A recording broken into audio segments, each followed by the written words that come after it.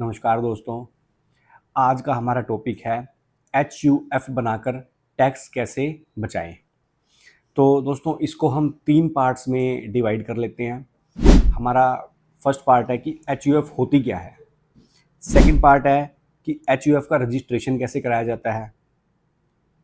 और third part है registration कराने के बाद HUF से टैक्स का बेनिफिट कैसे लिया जाता है। तो चलिए फटाफट से इस वीडियो को शुरू कर लेते हैं। सबसे पहले HUF होती क्या है। दोस्तों HUF का मतलब है हिंदू अनडिवाइडेड फैमिली। हिंदी में से बोलते हैं हिंदू अविभाजित परिवार। हमारे देश के अंदर हिंदू अविभाजित परिवार 2 प्रणाली में बटा हुआ है, एक मिताक्षरा और एक दया भागा। वो एक अलग टॉपिक है, उसमें कोई ज़्यादा घुसने की ज़रूरत नहीं है। सिंपल सी बात हम ये जान लेते हैं कि हिंदू अविभाजित परिवार होता क्या है। जैसे एक असेसी एक कंपनी की फॉर्म में अपने आप को रजिस्टर्ड करा सकता है, एक पार्टनरशिप फर्म की फॉर्म में अपने आप को रजिस्टर्ड करा सकता है, और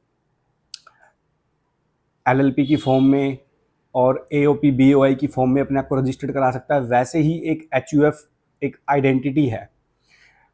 अब इसको रजिस्ट्रेशन कराने का इसका जो प्रोसेस है वो ये है कि आप सबसे पहले एक पैन कार्ड का जो फॉर्म होता है फॉर्म 49A, आप 49 फॉर्म A को भरें, और जो घर परिवार का जो सबसे बड़ा मेंबर होगा, जो कर्ता, जिसे हम कर्ता कहेंगे, वो कर्ता उसके ऊपर साइन करेगा और एक HUF की स्टैम्प बना करके उसके ऊपर स्टैम्प पेस्ट करेगा, और इस फॉर्म को हम अप्लाई कराएंगे। उसके बाद HUF का रजिस्ट्रेशन हो करके हमारे पास HUF का पैन कार्ड आ जाएगा। जिस दिन हमारे पास पैन कार्ड रिसीव होगा उसके ऊपर जो डेट लिखी होगी, डेट ऑफ इनकॉर्पोरेशन की, वही डेट ही HUF के रजिस्ट्रेशन की डेट मानी जाएगी। अब इसमें 2-3 कुछ प्रश्न हैं जो क्लियर करने बहुत ज़रूरी हैं, मैं वो आपको क्लियर कर देता हूँ।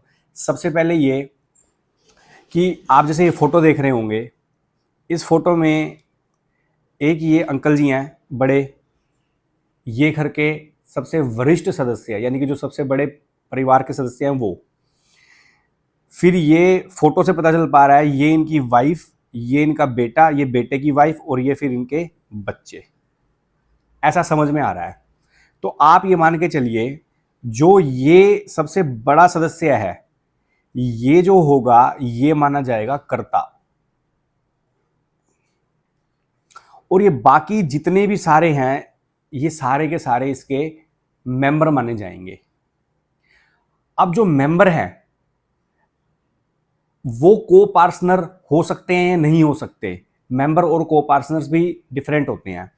जो सदस्य है हिंदू परिवार के अंदर जन्म ले लेता है, जैसे कि इस बच्चे ने जन्म लिया, इस बच्चे ने जन्म लिया और इस बच्चे ने जन्म लिया, ये 3 बच्चे जन्म के साथ को पार्टनर्स बन गए। मेंबर तो है ही, लेकिन ये को पार्टनर्स बन गए। लेकिन ये लेडी जो कि इसकी वाइफ है और ये लेडी जो कि कर्ता की वाइफ है, ये इस फैमिली में इन्होंने जन्म नहीं लिया, ये बाहर से आए हैं, तो ये सिर्फ मेंबर रहेंगे। ठीक है, ये आपको समझना है। अब बात ये है, रजिस्ट्रेशन आपने करा लिया है। अब रजिस्ट्रेशन आपने करा लिया, पैन नंबर अप्लाई करा लिया, पैन नंबर आते ही आपकी फर्म रजिस्टर्ड हो गई HUF। अब बात ये आती है कि इससे आपको टैक्स के बेनिफिट क्या मिलेंगे।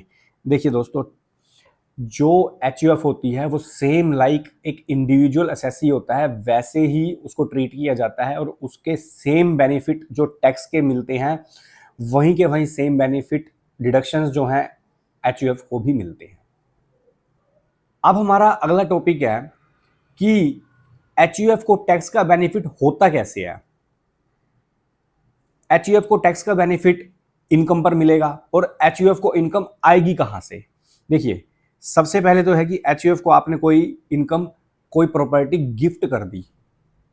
HUF के पास कोई प्रॉपर्टी होनी चाहिए, कोई इनकम का स्रोत होना चाहिए, इनकम के सोर्सेज होने चाहिए, और उस इनकम के ऊपर ही टैक्स का बेनिफिट मिलेगा। अब HUF के पास प्रॉपर्टी कैसे आएगी, HUF के पास इनकम कैसे आएगी। तो वो इनकम जो HUF का जो कर्ता होगा या HUF के और जो मेंबर होंगे, वो HUF को गिफ्ट करेंगे वो प्रॉपर्टी या फिर वो इनकम का सोर्स। जैसे मान लीजिए आपके पास एक हाउस प्रॉपर्टी है,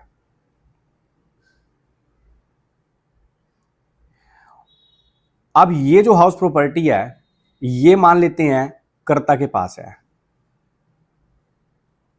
कर्ता के पास अपने 2-3 घर थे जहां से उसे रेंटल इनकम आ रही थी। कर्ता के पास 2-3 घर थे, कर्ता को वहां से रेंटल इनकम आ रही थी। अब कर्ता ने क्या किया, उस जो रेंटल इनकम से उसकी जो इनकम थी वो बढ़ रही थी, उसके ऊपर higher slab rate of tax लग रहा था। कर्ता ने दिमाग लगाया और कर्ता ने एक एचयूएफ बना ली। अब जो एचयूएफ बनी उसके अंदर इस हाउस प्रॉपर्टी को एचयूएफ को ट्रांसफर कर दिया बाय वे ऑफ गिफ्ट या by way of power of attorney, उसने इसको ट्रांसफर कर दिया। अब जो ये प्रॉपर्टी है हाउस प्रॉपर्टी, ये प्रॉपर्टी एचयूएफ के पास चली गई। अब इससे जो इनकम आएगी वो एचयूएफ की इनकम मानी जाएगी और उस पर ठीक वैसे ही कैलकुलेशन होगी जैसे कि नॉर्मल एसएससी पर कैलकुलेशन होती है। अब आप यूं समझ लीजिए, मान लीजिए एक मिस्टर ए है और इसकी एक एचयूएफ है ए एंड एचयूएफ। अब यहां पर इसे जो इनकम आ रही थी, मान लेते हैं इसे 10 लाख रुपए की नॉर्मल इनकम है और 5 लाख रुपए की रेंटल इनकम है। अब इसने क्या किया, टोटल इनकम पर 15 लाख रुपए की इनकम पर टैक्स बनता। अब इसने क्या किया, इस 5 लाख रुपए की इनकम को, अपनी इस 5 लाख की इनकम को इसने यहां शिफ्ट कर दिया और अपनी इस इनकम को यहां शिफ्ट करने के बाद इसकी इनकम कितनी रह गई, 10 लाख। और इस 10 लाख पर अब कम टैक्स बनेगा और यहां इनकम आ गई 5 लाख और 5 लाख पर एज पर इनकम टैक्स कोई टैक्स ही नहीं है, तो यहां टैक्स बच गया। तो इस प्रकार उसने अपनी इनकम पर, रेंटल इनकम पर एचयूएफ को ट्रांसफर करके इनकम टैक्स में सेविंग कर ली, इनकम टैक्स बचा लिया। कोई आपके पास, कोई कर्ता के पास कोई एग्रीकल्चर इनकम आती थी, कोई खेत थे उनके नाम पर, वहां से एग्रीकल्चर इनकम आती थी। उस एग्रीकल्चर इनकम को वो पहले अपने नाम पर शो करता था, बाद में जब एचयूएफ बना ली तो ये एग्रीकल्चर इनकम शिफ्ट कर दी एचयूएफ की इनकम में। अब कुछ लोग सोच रहे होंगे कि एग्रीकल्चर इनकम तो टैक्स फ्री है, उस पर टैक्स लगता ही नहीं है। देखिए, अगर किसी की इनकम, एग्रीकल्चर जो इनकम है वो 5,000 से ज्यादा हो, उस पर पार्शियल इंटीग्रेशन हो जाता है।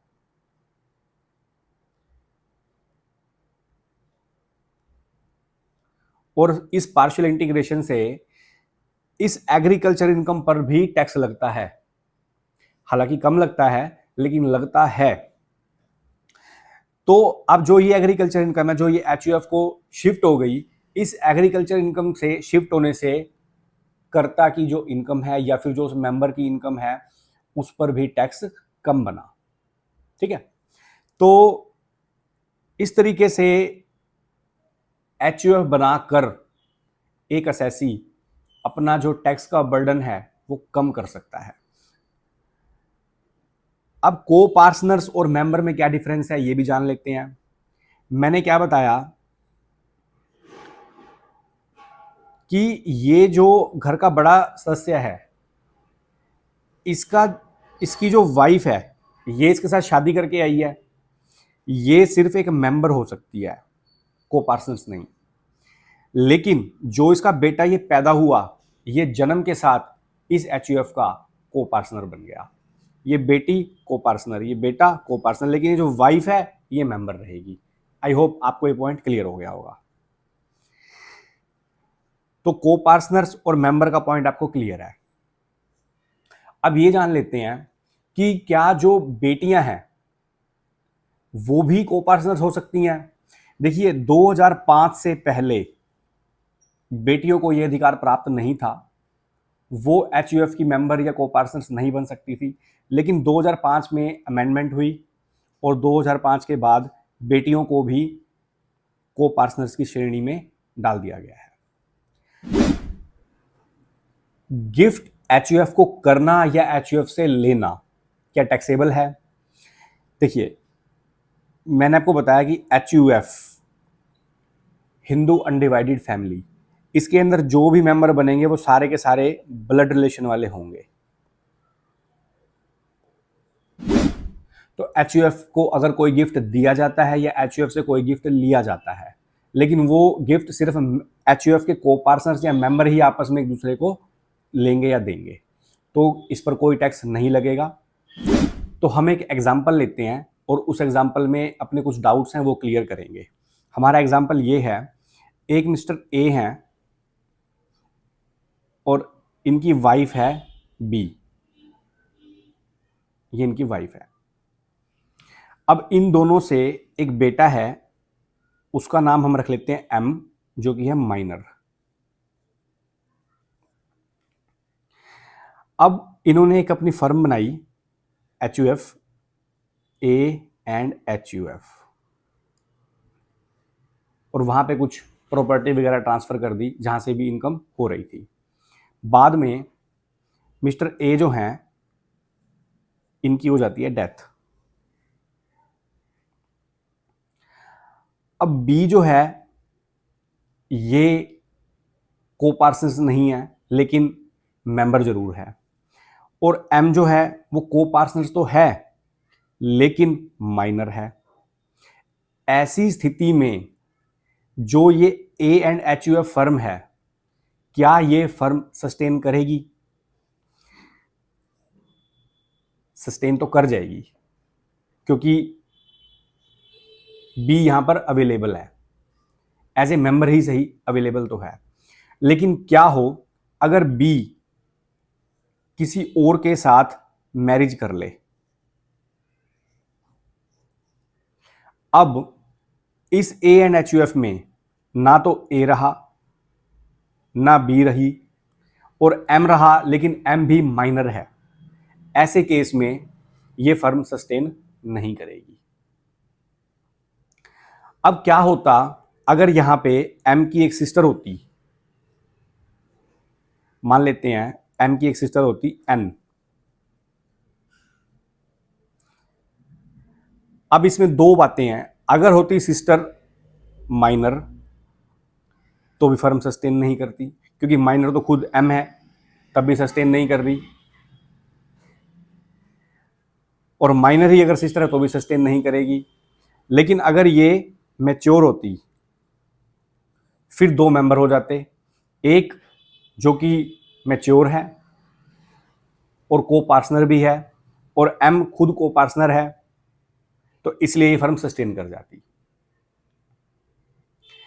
तो आई होप आपको समझ में आ गया होगा कि एचयूएफ क्या होता है, एचयूएफ का रजिस्ट्रेशन कैसे कराया जाता है, एचयूएफ से टैक्स के बेनिफिट कैसे लिए जा सकते हैं, को पार्टनर्स क्या होता है, को पार्टनर के अलावा मेंबर क्या होता है, एचयूएफ की जो इनकम होती है वो गिफ्ट और पावर ऑफ अटॉर्नी के थ्रू ट्रांसफर करी जा सकती है। कोई एफडी है आपके पास, एफडी आप अपने एचयूएफ के नाम कर दो, वहां से होने वाली जो इंटरेस्ट की इनकम है उस पर टैक्स का बेनिफिट ले लो। कोई हाउस प्रॉपर्टी है वो दे दो, एग्रीकल्चर इनकम है, कोई खेत है को आपने वो दे दिया। तो और भी कोई बिजनेस है, कोई सर्विस एक्टिविटीज़ हैं, कोई फर्म ऐसी है जो आपने एचयूएफ के नाम से खोल दी, तो वो वहाँ पर अपनी सर्विसेज दे रहे हैं और वहाँ से इनकम एचयूएफ में आ रही है। इसके ऊपर कुछ केस लॉज भी और हैं, डिपेंड करेगा कि कैसी इनकम एचयूएफ कमा रहा है, कौन सी इनकम है एचयूएफ में जाएगी या कौन सी इनकम है वो कर्ता के नाम पे पर्टिकुलर जाएगी। तो वो अलग अलग टाइप की इनकम्स हैं। तो आई होप आज का ये टॉपिक जितना है मैंने अच्छे से कवर कर दिया है। अगर फिर भी आपके माइंड में कोई प्रश्न है, कोई ऐसा प्रश्न जो आप पूछना चाहते हो, तो आप मुझे कमेंट सेक्शन में पूछ सकते हो। तो आज की वीडियो में बस इतना ही, मिलते हैं फिर किसी अगली वीडियो में, तब तक के लिए नमस्कार।